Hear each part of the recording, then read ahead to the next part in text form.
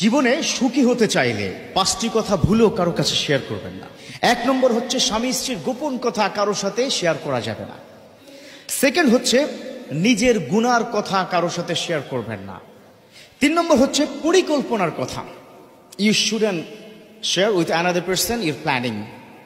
আপনার যে master plan, আপনি কোনো ব্যবসার পরিকল্পনা বলেন অথবা কোনো আপনার জবের পরিকল্পনা অথবা লাইফস্টাইলের পরিকল্পনা, কোনো পরিকল্পনার কথা কারোর সাথে শেয়ার করবেন না। 4 নম্বর হচ্ছে আপনি কত টাকা ইনকাম করেন, খবরদার এটা বলবেন না।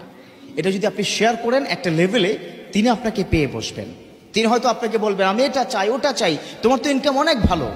অথবা কোনো বন্ধুর সাথে অথবা কোনো কলিগের সাথে যদি আপনি শেয়ার করেন, কথায় কথায় হয়তো সে ধার চাইতে পারে। ধার দেওয়ার বিপক্ষে আমি না, কিন্তু আজকাল যেটা হয়, যার কাছে একবার টাকাটা চলে যায়, the money always talking about the owner. যার পকেটে টাকা চলে যায় তার কথাই কিন্তু কি বলে,